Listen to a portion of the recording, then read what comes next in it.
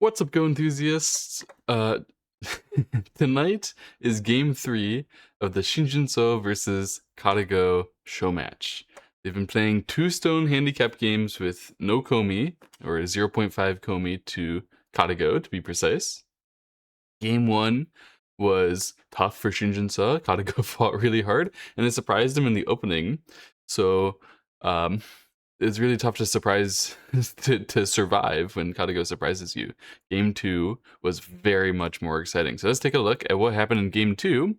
And tonight at 9 p.m. Eastern, I don't know when that's going to be, but probably just a couple hours after this video comes out, it will be Game 3 between Jinseo and KataGo. So in the beginning here, I'm skipping through all of this because this is a Joseki. This is the Flying Knife Joseki, or the Flying Dagger. All of this is known.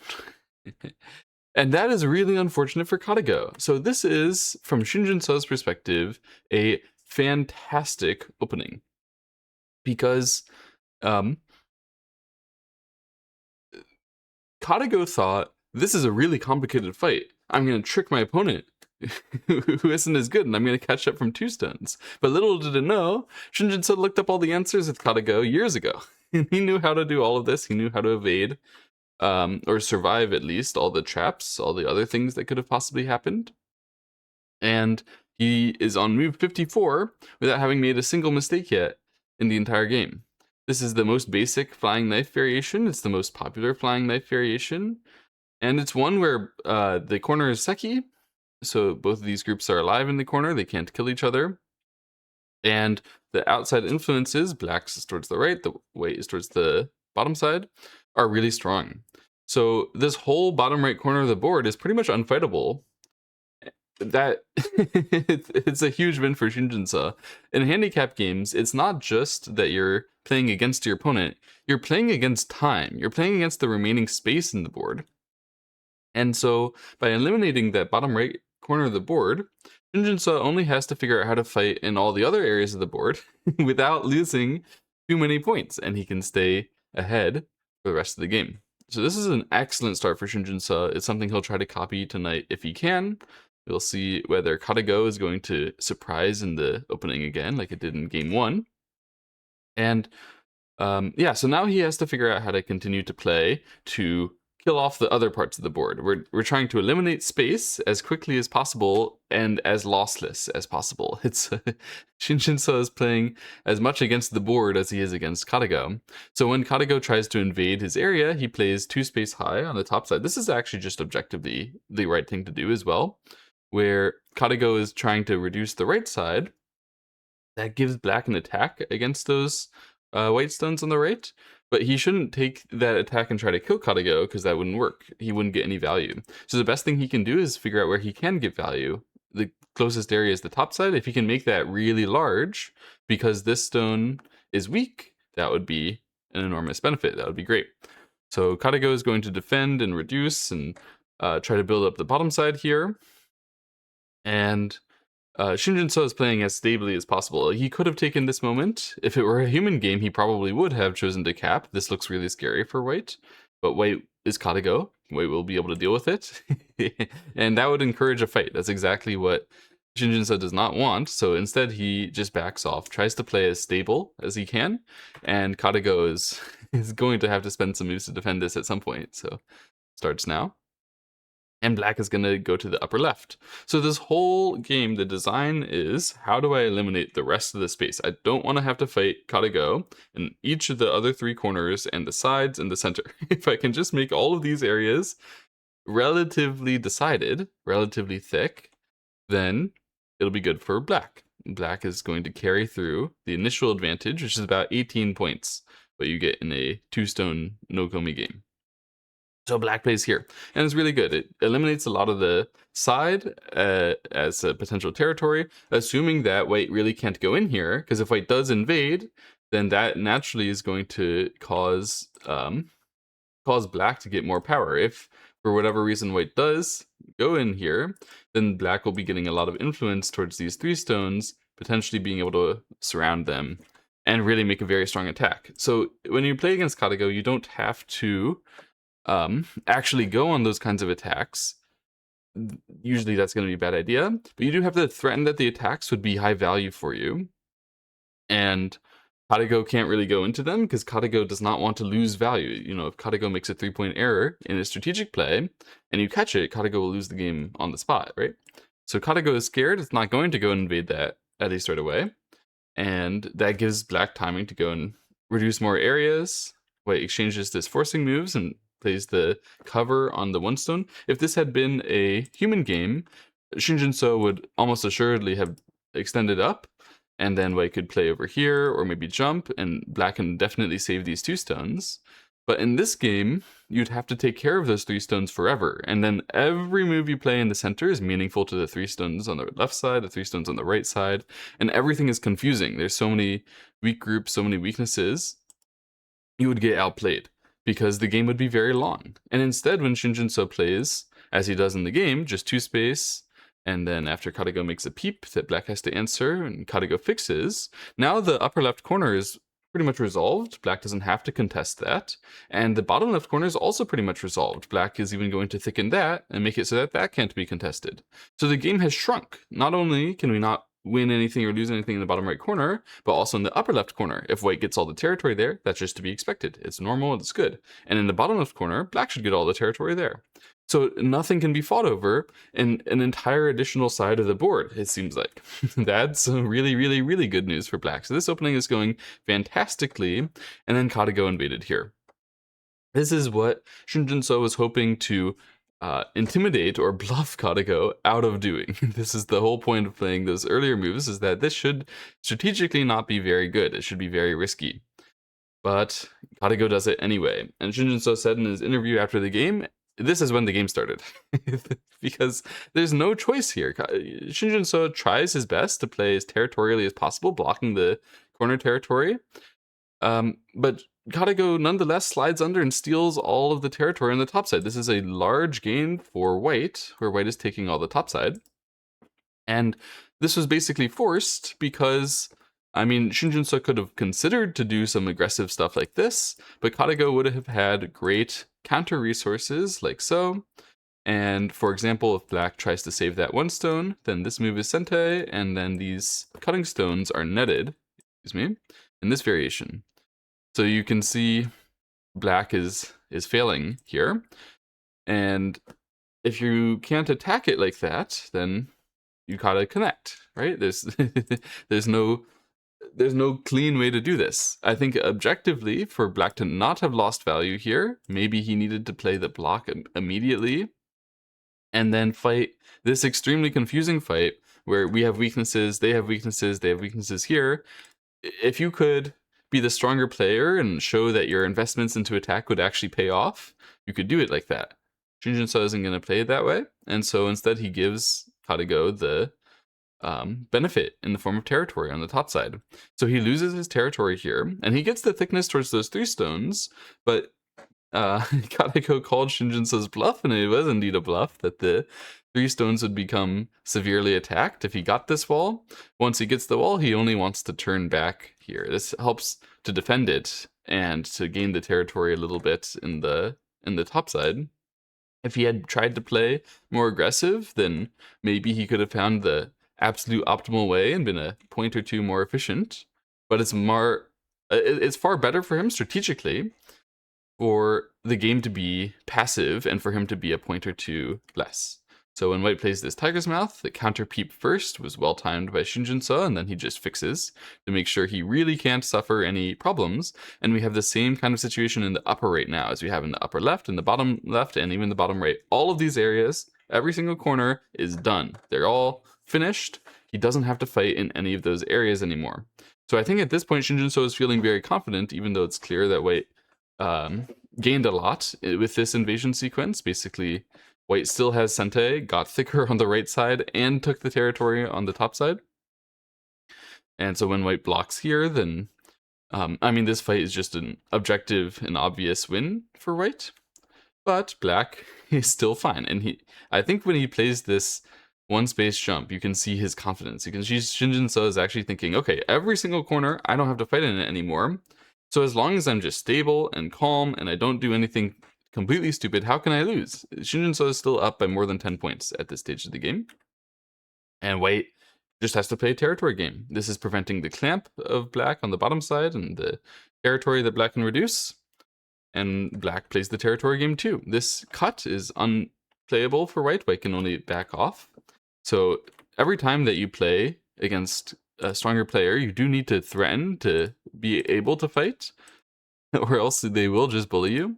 This fight was working excellently for black because they could block here in a very, very nice shape. And you can see the white shape still needs to spend an additional move to live, which there's no way that you could spend that move and then also keep any kind of attack on the left side. And so that cut is unplayable for white because of black's excess strength in the upper right corner. But white had to connect here. And Shin Jinseo played the push and he fell back with this diagonal move. If this were a human versus human game, I think Shin Jinseo would have been rather likely to try to cut, but there were a lot of interesting variations that KataGo had prepared. I don't know exactly what, but I think when KataGo runs through here, if you have to save like this, there's going to be some problems in the connection shape with these stones and with the ability to cut and capture the right side. And as long as white finds some grand Tetsuji to save themselves, you could lose on the spot. So he falls back this way. This is not particularly efficient. You will have to answer a couple forcing moves, and then white is propelled through the center. But the good news for black is that he got far thicker. White isn't getting a big space here. And white has also gotten thicker in a relatively fair way. So this game is actually proceeding straight to the end game. It's move 105 and we're in an end game, which is exactly what Shin Jinseo was set out to do when he started this game. He plays the big move on the left-hand side. This knight's move, very, very important, but KataGo is going to bully a little bit in the upper right corner. And Shin Jinseo is understanding actually what happened here. In this case, KataGo has gained a lot of expected value, reducing the upper right-hand corner. And in the game, in the post-match interview, Shin Jinseo said, because I had just given away some extra territory in the upper right-hand corner due to what we're going to see happen later in the game, this was the one moment where I felt like maybe I do need to counterattack, or I do need to fight. In fact, Shin Jinseo, I'm sure, has been having urges. I mean, he also said in his post-match interview he got the urge many times to try to counterattack KataGo. It's what he would do if he were playing a human is he would never have let this stand. There would have been counterattacks flying all over the place. But at this moment, this is the moment he just gave away some additional territory to KataGo's probes in the upper right. And so here he chose to allow the crosscut and start a fight. And predictably, that isn't going to go particularly well. So KataGo does the most aggressive outside moves, and the reason why it's doing that is because it's going to be able to sacrifice that cutting stone, give black an enormous amount of thickness, but in doing so, the knight's move that black had originally played on the left side is cut. So if black hadn't played that knight's move, these weaknesses would have actually been a lot less severe for white to go after. And it's probable that because this knight's move presents an additional weakness to white, that's the reason why black would have been better off capturing the two stones on the top side and maybe leaving some potential initiative to reduce the left side territory to get in here. I mean, when black moves in that direction now, it can attack this white group, which also has to save itself. This might have been a bit better of a method because the black left side knight's move, it doesn't look like an overextension, but when you're playing against somebody who's going to catch every single weakness of yours, well, Shin Jinseo has been very careful not to allow white access to even one weakness until now.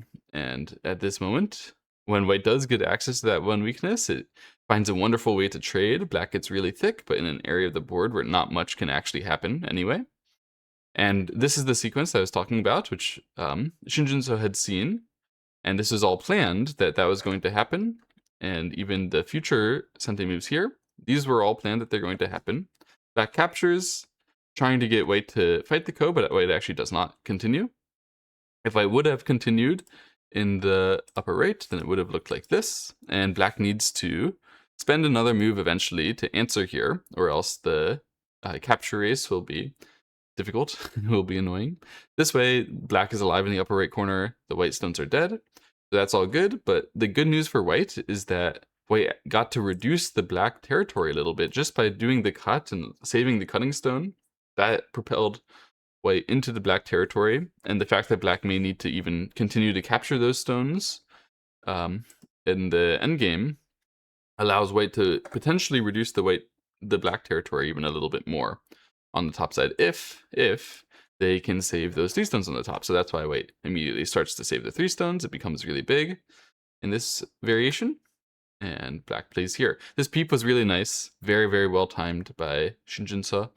And white had to concede a really ugly shape just to make sure that white was as thick in the running movement into the center as possible.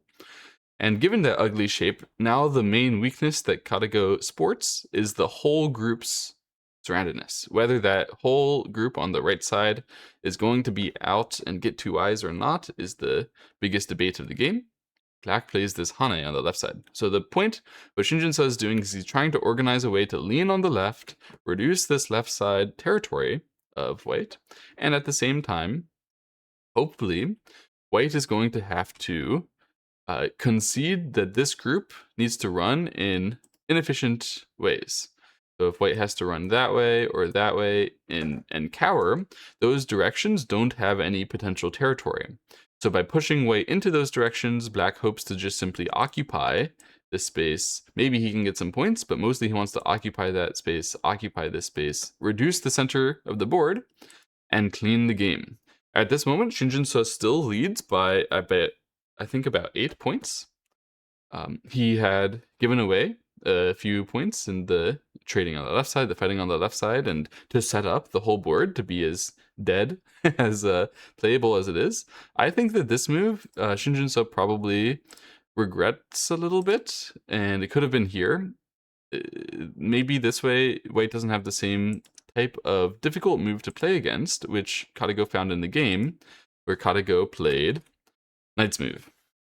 And this is the moment where Jinseo felt the most pressure, felt the most, I think, that he thought he was going to lose, because, well, the variation that all of the commentators in the Asian countries were covering is not what Jinseo played. Jinseo pushed and he cut. But he could have just played passively like this. The problem is when you push from behind, then the cut disappears naturally. You can see that all of those stones that you gave to white help to fix the cut. So from a shape perspective, pushing from behind really sucks. Whenever you could cut, and you can just save both cutting stones, you would much prefer to do this way, and then prove to white that they have to pay attention to save both sides. The problem is, can you do it? So I think the commentators are generally thinking probably you cannot do it, because, I mean, nobody basically ever wins fights against the AI. It just doesn't happen. And in the game, KataGo is going to make this a large-scale battle. It's a battle between the white stones and the black stones throughout basically the entire center. It's unclear who is going to be capturing what. It's the entire field is a battlefield. The entire game becomes a battlefield. This is the opposite of what Jinseo wanted strategically, but from a tactical perspective, it was kind of required here. He thought he didn't have the points to continue backing off this way. He would have been in an endgame, probably down his lead probably keeps until the endgame, but down a lot of points, down to an endgame which he would need to play completely precisely, and he didn't feel confident. He felt more confident in this battle. So he said in the post-game interview, the intent of this cut was to fill up the center of the board with the fight, survive the fight, and then enter an endgame with the center of the board filled by passing this one test that KataGo can give him. And then the game proceeded as he planned. So push, push, jump here. All of this, the expected variation, where White needs to save long-term this topside group. It absolutely needs to escape through to the upper left corner. There's no other way for white to save those stones but to kill black or to go to the upper left corner. And so black defends first. He wouldn't have been able to commit on a cutting attack right away. White would have had enough counterplay. So first he's going to thicken himself and prepare to go on an adventurous attack. White peeps first. It's a great testing move. Black pushes this way. If black had instead chosen to play the solid connect, then the cutting points around here become far thinner, whether it's the bamboo joint or the push. Those cutting points becoming thinner is a bigger deal for black than the cutting point. The cutting point here becoming thinner, because this cutting point is naturally defended by white's shortage of liberties on the 2 stones. So white hopes to fix that by chasing black, but black knows that he can endure and just allow white to bully him and allow white to connect here, entering the black area. All of the shortage liberties that are making black's plan work are kept at the moment. Everything is maintained. The problem is that white just went in and broke through black shape, reduces black area, and even targets the black cutting points on the inside of this group, so black ended up having to defend. I think it might have also been possible to push through like this. This denies the threat that white could cut and then short the liberties, because when we push through we gain liberties. But if you did that, you would have to start interacting with the center area, and when you interact with the center area, it seems likely you could do something that naturally helps white fix the cuts, helps white go after the 2 stones, and Shin Jinseo thought this would make him too busy. And on the other hand, when he plays like this, he has his general plan working. The plan is going as expected. White can push here, but he's going to tiger's mouth, or not tiger's mouth, empty triangle. And everything is about maintaining the state that he knows is currently stable. So when white pushes, he just maintains that he can save the stones to either side no matter what. And here we finally see white spend the move that connects white to the upper left corner. That move was owed the entire time. All the things that white did in the meantime were sort of forcing moves to try to gain value before eventually having to play this one defensive move to save the group. And so from Shin Jinseo's perspective, he set up the cut, and then white was going to have to spend a move to save that group on the center and then the right side, and now he gets to play his counterattack to the other side. But you can see that white has already played many moves that defend very effectively the stuff that he's trying to counterattack. And as a matter of fact, even while white was defending, effectively white managed to reduce the territory on the right side. And so from a strictly territorial perspective, black is actually maybe already behind, and he's paid a hefty sum to get to this position where white was forced to play on the top side and not defend the threats that black has in the center. So the only way that Shin Jinseo can keep this game as a leading game is to make good on his threats on the center and really demonstrate to KataGo that it was that is going to suffer, that it cannot take care of all of these groups in the center adequately. So black plays the push here. Black could also have played the direct cut in order to do so, and it would have been an entirely different, extremely complicated game. Shin Jinseo chose to push because it's probably more within his planning abilities to understand when white fixes here to deny black a large territory gain on the left, he can play this cut. It's a beautiful Tsuji, one of the only moves that can keep a black lead here. When white responds to the cut on the outside, black can push through. It's an Atari, and the premise is that we're getting a lot of forcing moves against these 4 stones, and because of those forcing moves, white doesn't have enough time to defend the center group. Something like this would collapse.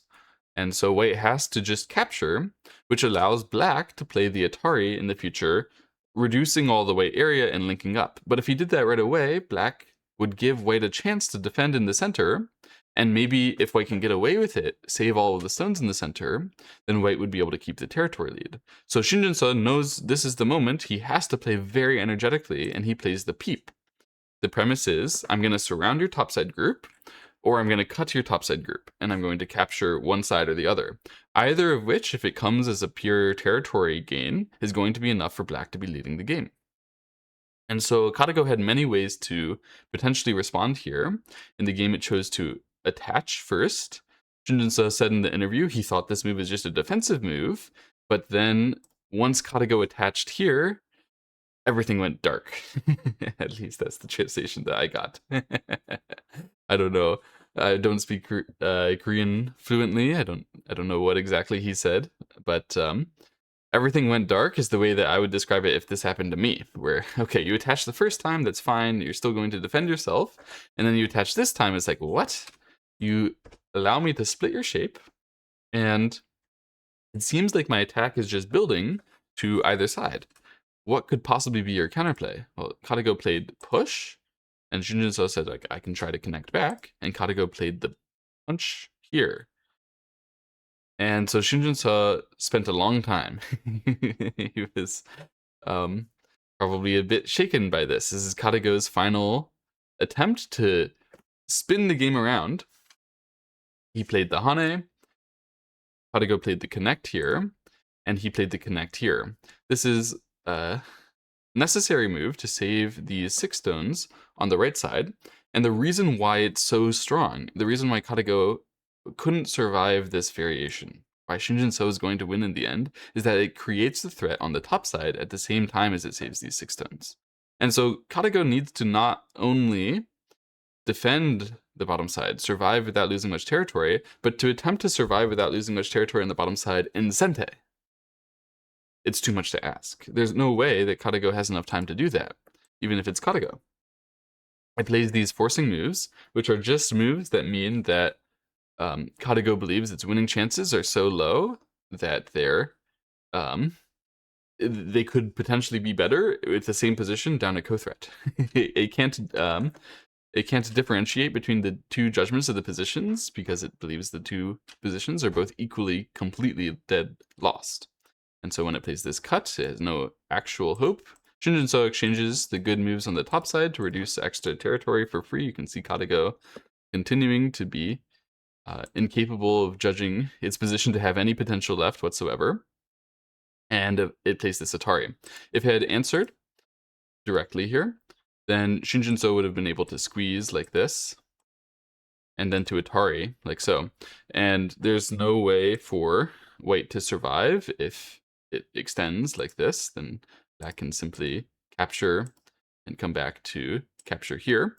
Now you can see, like so, these liberties are running out, or on the other hand, these liberties are running out from KataGo's somewhat meaningless push earlier. And yeah, there's no way for this to happen.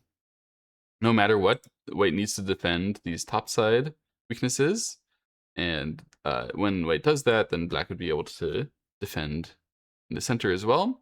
So yeah, in these cases, white might be able to come back here, but always black would be gaining so much territory by reducing the bottom side that it wouldn't be effective for white anyway. So the white Atari here is attempting to get black to extend and be more heavy on the 1 stone on the bottom side, and then black could actually be losing time, but of course Jinseo won't fall for that. He just extends back. White fixes the sort of double Atari threat, the outside Atari threat that black had, and connects back the large dragon over here. Black cannot cut, and so black extends, making the threat to continue to go further, and white connects. Black pushes 1 time and captures the 2 stones. So there was no way for white to save in better form than this once the original wedge had happened. And white still owes that move to come back and fix the top side. So that means black can now continue, play a normal endgame out, and black is going to be leading in this game by 4.5 points. He doesn't make any endgame mistakes. It's a clean endgame from Jinseo. Actually, the endgame was not that simple at the end here. There was some stuff going on with potential ko. Like this move on the dame looks like it's very strange. But the idea that white has is that they're trying to make black spend extra moves capturing that inside group. And they had to fill a liberty on the outside for the ko to become a realistic threat.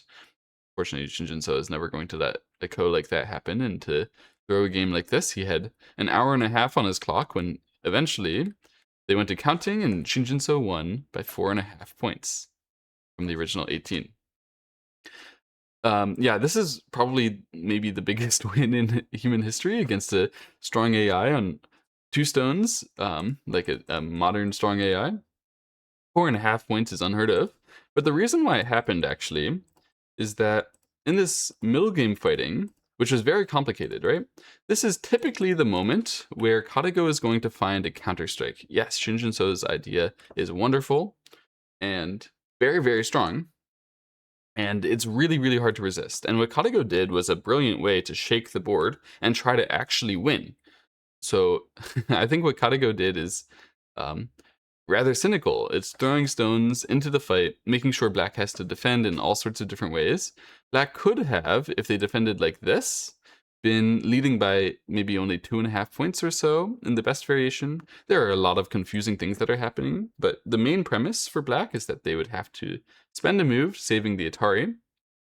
And when white saves these stones after that,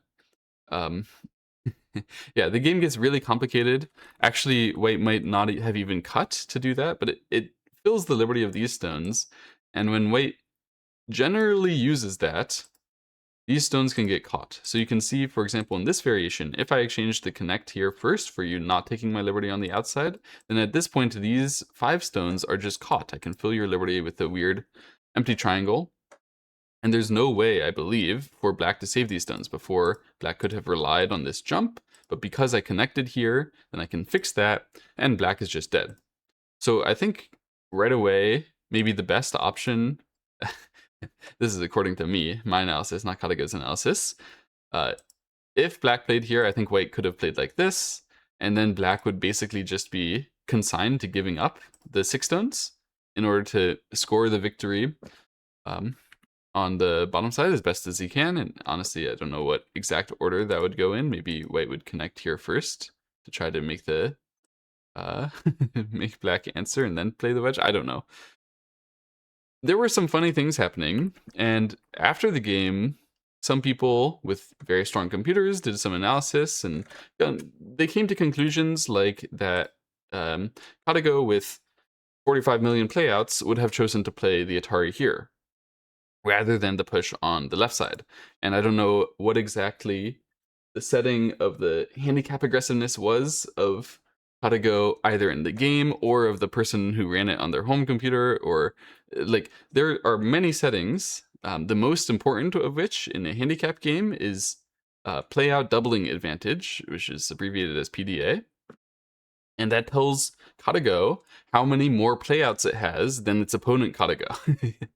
Whenever KataGo plays Go, it believes it's playing against KataGo from its training games, right? But they also trained KataGo to have a playout advantage against other KataGo so that it would be better at handicap games. And that statistic is not really known. People also don't know exactly whether KataGo has pondering on, so whether it's thinking during Shin Jinseo's time or not would change a lot of how strong it can play, actually, and is very relevant in these 2 handicap games.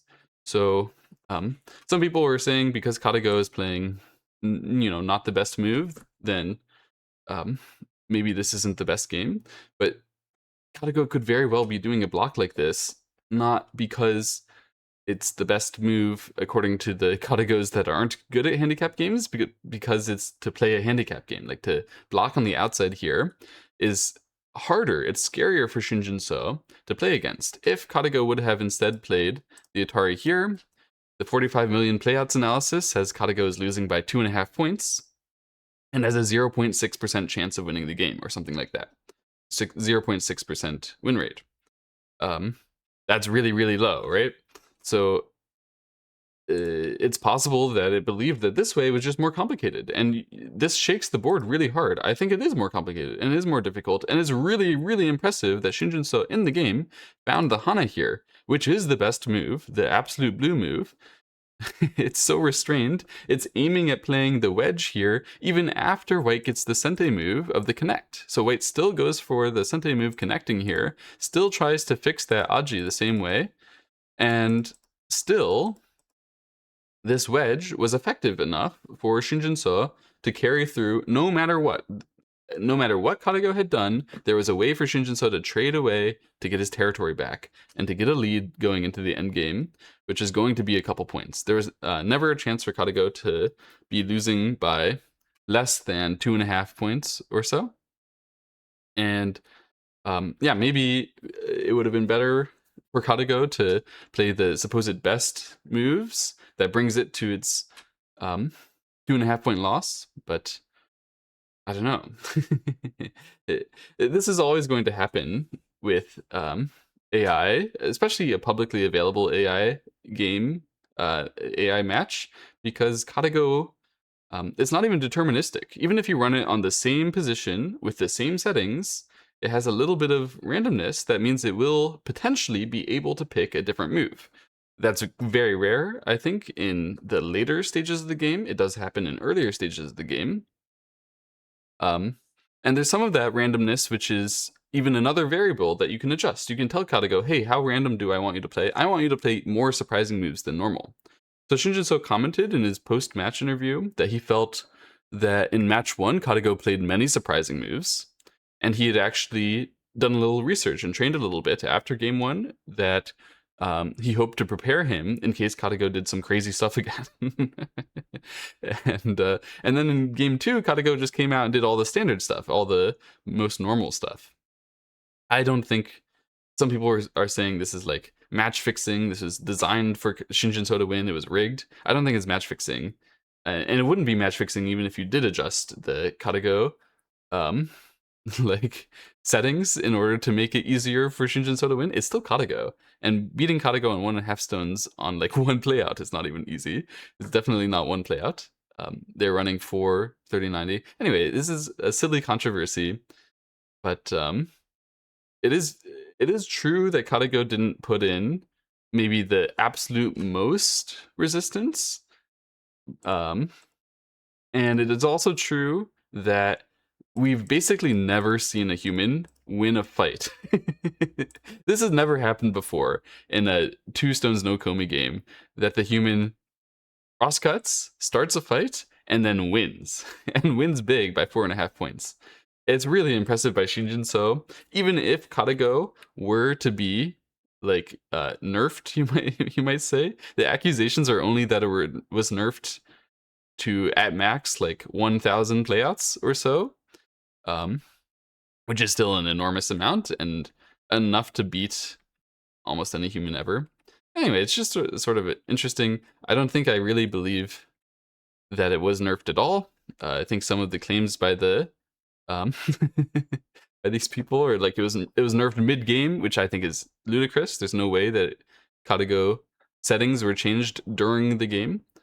But I mean, this is just my assumption, my belief. I could be wrong about anything. Anyway, this is a really interesting game, and no matter what, this is full strength KataGo. It might be the KataGo with settings that you think should have been different, but this is full strength KataGo. And Shin Jinseo beat it in a fight. It's a legendary moment for human history, I think. That this is like the first show match after KataGo is well understood to be superhuman, and Shin Jinseo still goes for a fight against it, wins the fight, wins the game to win game 2. Super exciting. And I hope to see you guys 9 p.m. Eastern time. That's just in a couple hours after this video comes out. See you guys there. And also you can check my live stream of this match in the description. Bye-bye.